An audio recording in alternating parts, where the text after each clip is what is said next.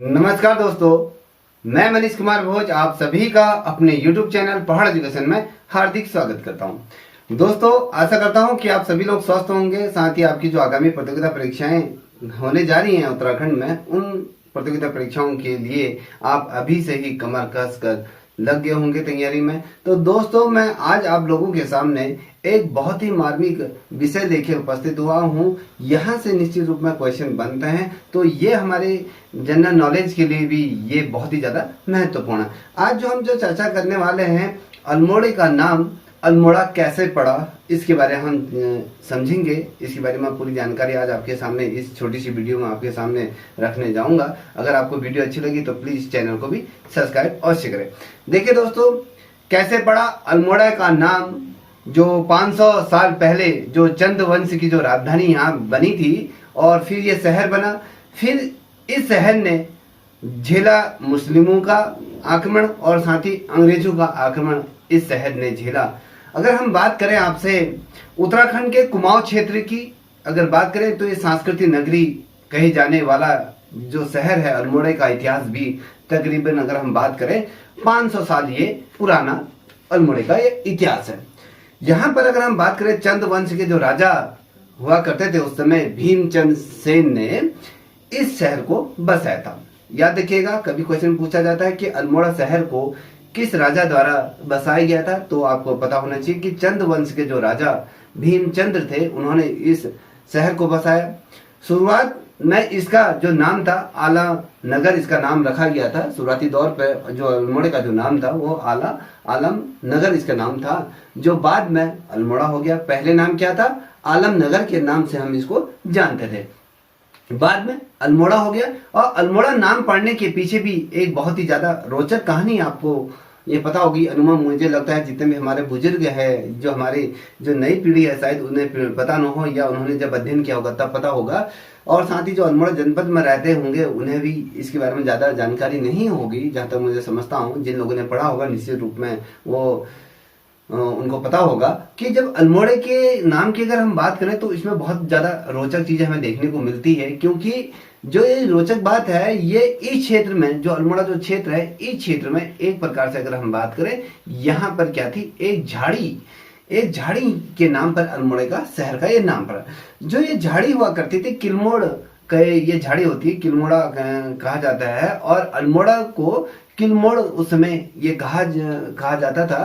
तो बाद में जैसे जैसे इसका विस्तार हुआ, ये चलते हुए इसका विस्तार बताते हैं कि अल्मोड़ा के बारे में उत्तराखंड के प्राचीन जिलों में से एक जिले के रूप में हम इसको जानते हैं। तो स्थानीय आधार पर अगर बोलें, जो एक झाड़ी हुआ करती थी, तो स्थानीय लोग इसे कहते थे किलमोड़ा कहते थे, जिसको किलमोड़ हम कहते हैं। तो बाद में धीरे धीरे इसका नाम किलमोड़ से अल्मोड़ा ये हुआ, अल्मोड़ कहा जाता था इसको। और चलते चलते इसका हम विस्तार को अगर देखें तो बाद में ये कहीं ना कहीं उत्तराखंड का एक प्राचीन जिले के रूप में हमें अल्मोड़ा दिखाया जाता है। और जो आज का जो भूदृश्य हमें देखने को मिलता है अल्मोड़े का, तो वो हमारे सामने आता है। अगर कभी क्वेश्चन क्या बनता है, अल्मोड़े का जो भौगोलिक परिचय की अगर हम बात करें, तो उसका भौगोलिक परिचय भी अपने आप में बहुत ही ज्यादा मार्मिक है और बहुत ही सौंदर्यपूर्ण है इसका ये भौगोलिक परिचय। अगर मैं बात करूं, अल्मोड़ा जो कुमाऊं का क्या है,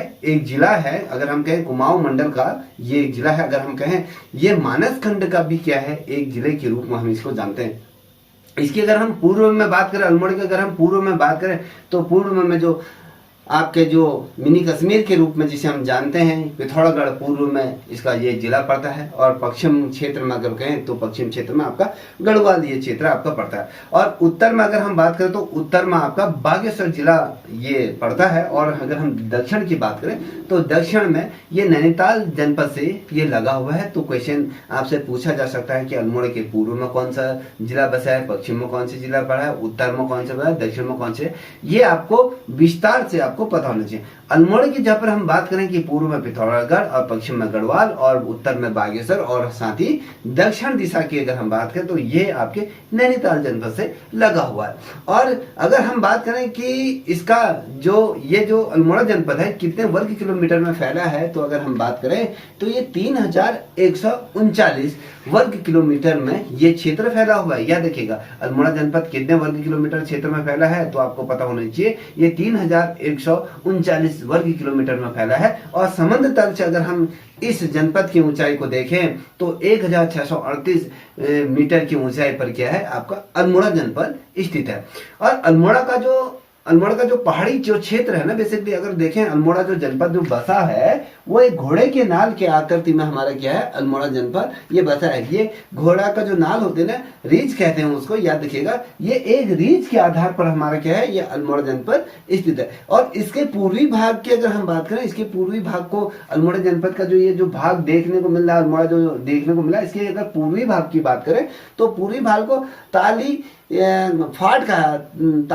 फाट इसे कहा जाता है। और पश्चिमी भाग को अगर हम देखें तो सैली फाट कहा जाता है। देखिए दो भागों में इसे विभाजित किया गया है, पूर्वी भाग ताली फाट और पश्चिमी भाग को सैली फाट के रूप में हम इसको जानते हैं। तो इसको याद रखिएगा दोस्तों, बहुत ही ज्यादा महत्वपूर्ण है। ठीक है, अब बात करेंगे, थोड़ा सा आपको ये समझना बहुत अत्यंत अनिवार्य हो जाएगा कि अल्मोड़ा की स्थापना कैसे हुई। अब हम बात करते हैं कि अल्मोड़े की स्थापना की बात करते हैं। तो अल्मोड़े को अगर हम बात करें तो अल्मोड़े को जो चंद वंश के शासनकाल की अगर हम बात करें तो तकरीबन यहाँ पर 500 साल पहले की अगर हम बात करें तो पहले 500 साल पहले ही हमारा क्या बन गया था, ये अल्मोड़ा जनपद बस गया था।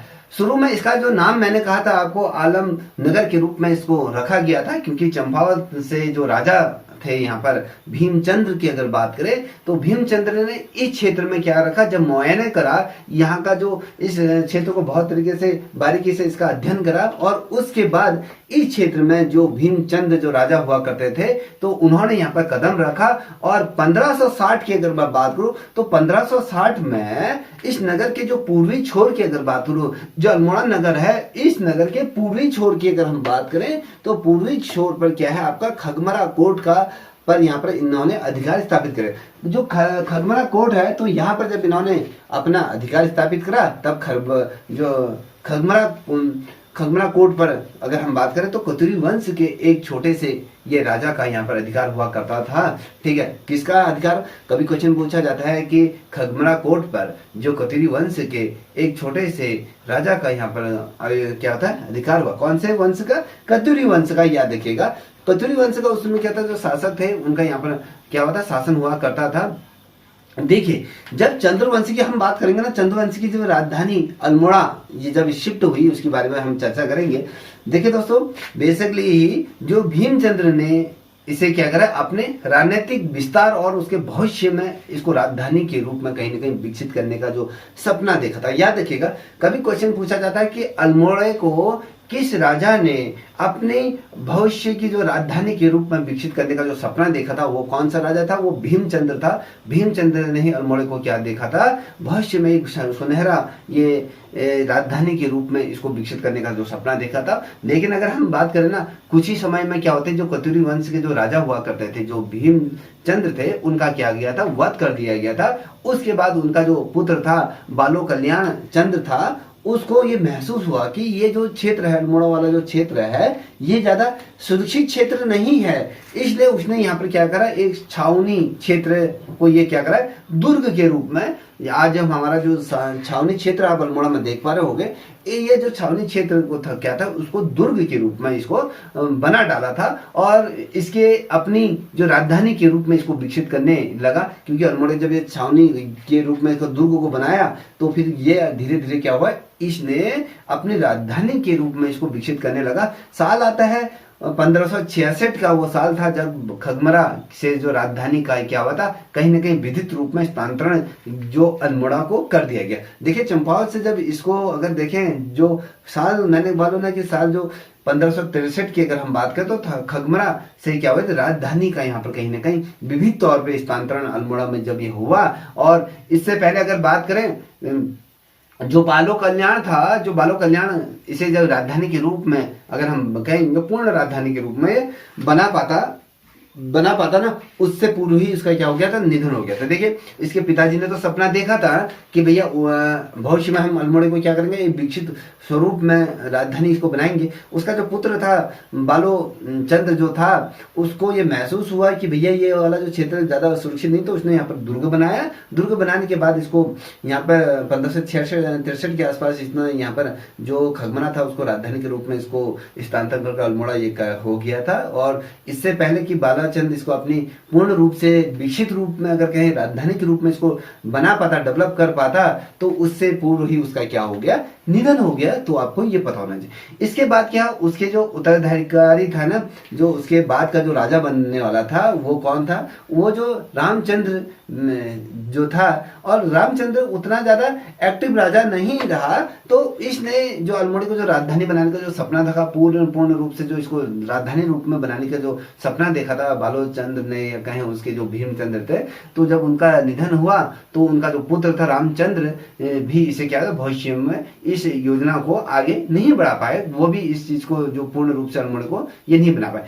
आपको मैं बता दूं कि अल्मोड़ा का जो पहला चंद्रकालीन भवन अगर हम देखें कि क्वेश्चन बनता है कि अल्मोड़ा में चंद्रकालीन भवन पहला अल्मोड़ा का कौन सा था, किसने बनाया था, ये तो अल्मोड़े में अगर पहला जो चंद्रकालीन जो भवन का अगर हम बात करें, तो बाद में वहां पर रुद्रचंद्र ने क्या करा था, कल्याण चंद्र के साथ यहाँ से तेजी से इसका विकास करा। देखिए दो लोगों ने यहाँ पर क्या करा था, अल्मोड़े का विकास करा था। एक रुद्रचंद्र था और साथ ही रुद्रचंद्र ने क्या करा था, जो कल्याण चंद्र था, कल्याण चंद्र के साथ तेजी से इस शहर का क्या करा, विकास करना शुरू करा। और अगर हम देखें इसी दौरान क्या हुआ, जो चंपावत से जो दरबार था ना, क्योंकि इन जो कत्यूरी वंश के जो राजा थे तो वहां पर उनका दरबार हुआ करता था, तो वहां पर जो दरबार था, तो दरबार से जो अधिकार थे अल्मोड़ा में क्या करे आकर ये बस गए, तो पूरे तरीके से जो चंपावत से पूरे तरीके से शिफ्ट अल्मोड़ा करते, पूरे जो अधिकार थे, जो सैन्य अधिकारी थे, जो भी बड़े बड़े पदों पे थे, वो सारा अल्मोड़ा शिफ्ट कर दिया और यहाँ अल्मोड़ा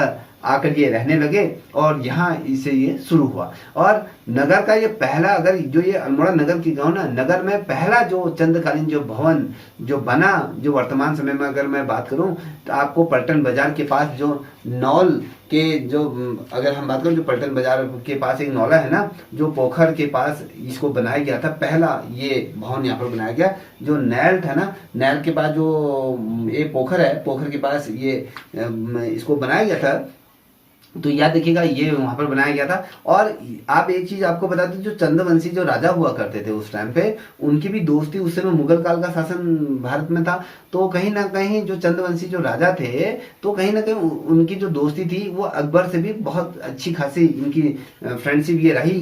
तो उसमें जो रुद्रचंद्र के जो रुद्रचंद्र थे, मुगल सम्राट अकबर के बहुत ही ज्यादा क्या थे, ये इनकी मित्रता हुआ करती थी। उसके बाद उनका ये चाहे वो अकबर के पास जाए, ये जो रुद्रचंद्र थे अकबर के पास जाते थे, अकबर इनके पास आता था, इनका क्या था, आने जाना ये लगा रहता था। और रुद्रचंद्र थे ना, रुद्रचंद्र के शासनकाल के दौरान से ही अगर हम देखें तो जो ये जो क्षेत्र था, मल्ला महल का जो निर्माण रुद्रचंद्र के समय में ही हुआ।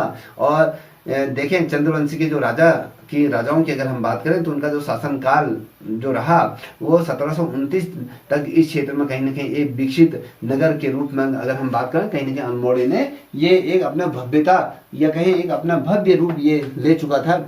अब देखिए, अब अगर हम बात करें ना, कभी कभी क्वेश्चन पूछा जाता है कि अल्मोड़ा का अंधकार युग कौन सा रहा, तो अंधकार जब अल्मोड़े का पतन होना शुरू हुआ, तो उसके भी बारे में कुछ ऐसी महत्वपूर्ण जानकारियां निकल के समझ आती हैं।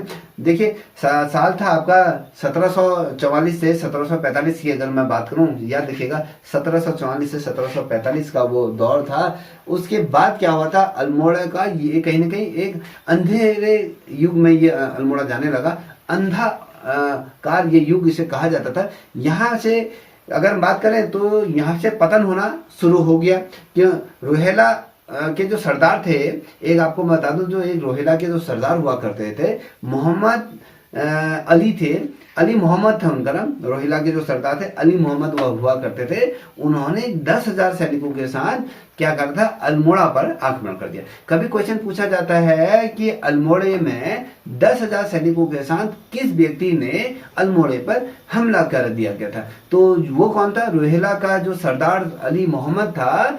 उन्होंने 10,000 सैनिकों के साथ जब कूच करा तो अल्मोड़ा पर आक्रमण करा और यहाँ से खूब धन लूटपाट मचाई और यहाँ से जो धन संपदा सोना-चांदी थे उसको अपने साथ ले गए। और मैं जब ये ले गए, मगर अगर हम बात करें 10 ही महीने के भीतर, अगर हम बात करें जब ये लूटपाट हुई उसके 10 महीने के भीतर जो कल्याण चंद्र ने क्या करा, जो रोहिलाओं का जो ये जो सरदार था अली मोहम्मद को हरा कर फिर से क्या करा, अल्मोड़े को अपने अधिकार क्षेत्र के अंदर कर। देखिए 10,000 उस समय जो सैनिक आए थे बहुत ही ज्यादा खूंखार वो सैनिक थे, तो उन्होंने पूर्ण रूप से अल्मोड़ा में जब लूटपाट मचाई, लूटपाट मचाने के बाद इस क्षेत्र को अपने अधीन कर लिया। क्योंकि उस समय जो यहाँ के जो शासक रहे थे, तो कहीं ना कहीं जो कल्याण चंद्र ने फिर क्या करा, जो रोहिलों के साथ यहाँ पर युद्ध करा, उनको हराया और अल्मोड़े को फिर से क्या करा था, अपने अधिकार क्षेत्र के अंदर उन्होंने ले लिया।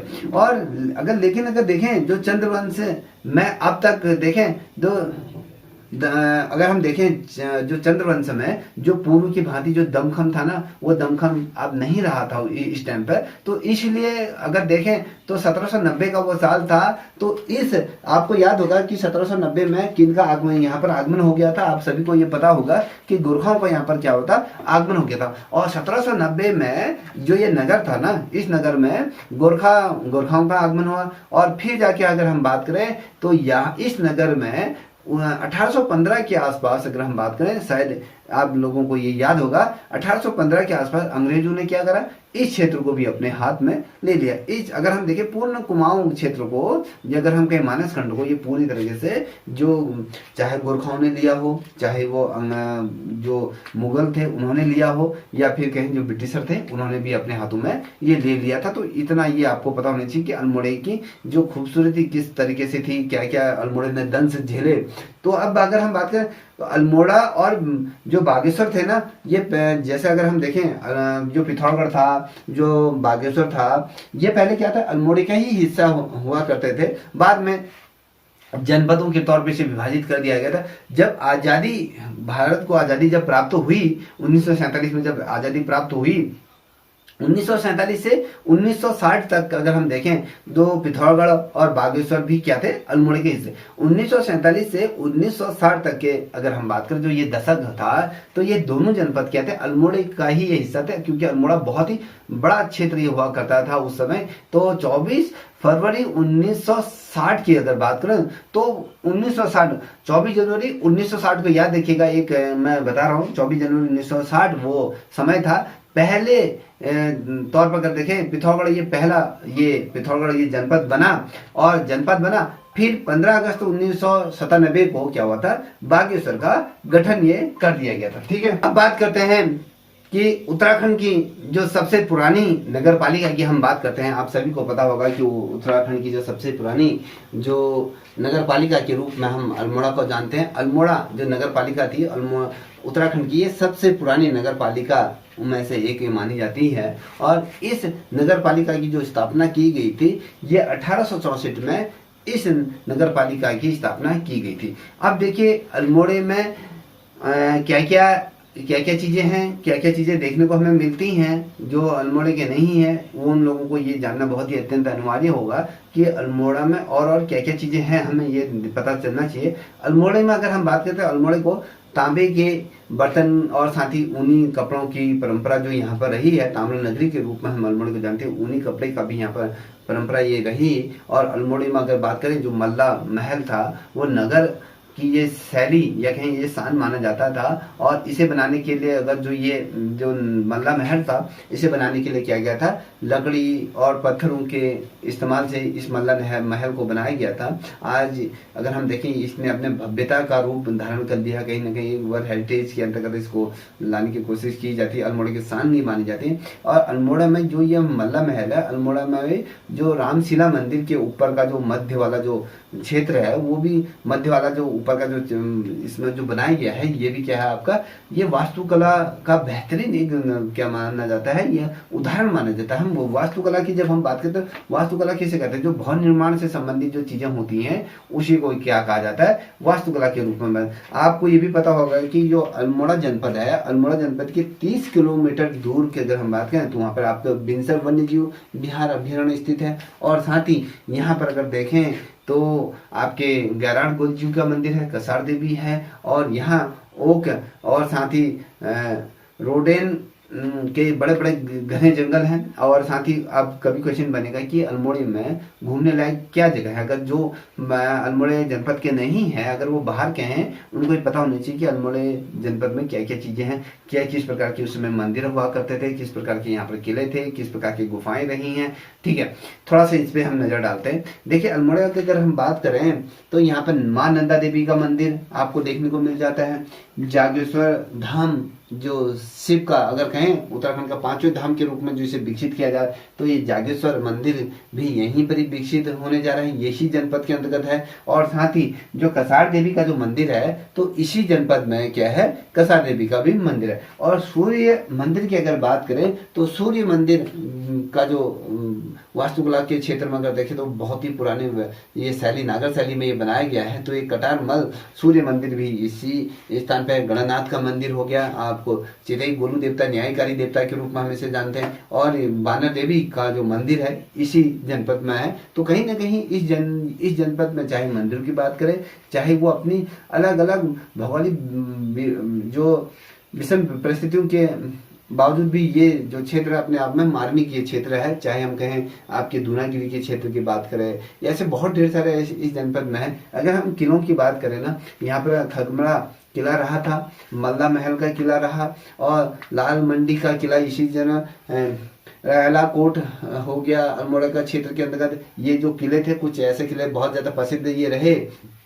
और आपको ये बता दूं इस जनपद के अंतर्गत अगर हम बात करें जो पुराने समय में जो यहाँ पर प्रागैतिहासिक काल की अगर हम बात करें तो यहाँ पर आप प्रागैतिहासिक मानव के रहने के भी हमें साक्ष्य मिलते हैं। जैसे हम कहें लखुडियार की गुफाएं हैं, तो लखुडियार की गुफा जो आपके अल्मोड़ा सेरा घाट या कहें फिर आपके अल्मोड़ा पिथौरागढ़ मार्ग पर सुपियाल नदी के किनारे पर यह स्थित है। यहाँ पर हमें प्रागैतिहासिक कालीन जो आदि मानव द्वारा जो बनाए गए हैं जो शैल चित्र यहाँ पर देखने को मिलते हैं। और साथ ही अगर हम देखें तो अल्मोड़े का जो फेमस जगह है ब्राइडल इन कॉर्नर भी यहीं पर ही है अल्मोड़ा जनपद में। अगर हम बात करें तो यहाँ पर छावनी भी यहीं है। और जो ब्राइडल कॉर्नर है ना, ब्राइडल कॉर्नर की जब हम बात करें, यहाँ पर सूर्योदय की बात करते हैं और सूर्य अस्त का जो नज़ारा होता है वो बहुत ही शानदार यहाँ पर दिखाई देता है। और कहीं ना कहीं ये अपने जो ये ब्राइडल कॉर्नर है ये अपने इसी चीज के लिए विश्व विख्यात है।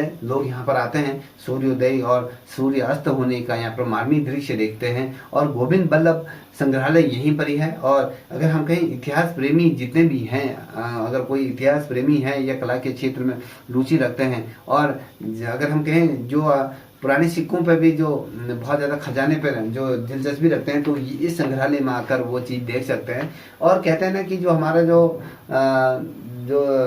लाल बाजार जिसे कहते हैं, हम लाला बाजार जिसे कहते हैं, तो ये लाला बाजार है कि अगर हम बात करें जो ये बाजार है लगभग अगर हम देखें तो 200 साल पुराना इसका इतिहास रहा है। ये 200 साल पुराना क्या है ये बताया जाता है। तो कहीं ना कहीं अल्मोड़े की जो आपके सामने मैंने ये खूबसूरत चीज़ें रखी, ये कहीं ना कहीं आपकी प्रतियोगिता परीक्षाओं के दृष्टिकोण से भी महत्वपूर्ण है। और आगामी जितने भी प्रतियोगिता परीक्षाएं होंगी उसमें तो पूछे जाएंगे, और हमारे नॉलेज के लिए भी ये बहुत ही ज़्यादा महत्वपूर्ण है। जितने भी ये अल्मोड़ा जनपद से लोग हैं, अगर इस वीडियो को देख रहे होंगे तो कहीं ना कहीं अपने नगर के बारे में ये जानकारी होनी चाहिए हमें, क्योंकि हमारे आने वाली जो पीढ़ी है उनको भी पता होनी चाहिए कि इस नगर की स्थापना कैसे हुई, कौन कौन से शासक रहे, किन किन शासकों के अंतर्गत इसने गुलामी झेली। तो इन छोटी छोटी चीज़ों पे हमें जानकारी होनी चाहिए, हमें अपने बच्चों को बताना चाहिए। दोस्तों ये छोटी सी वीडियो आपको कैसी लगी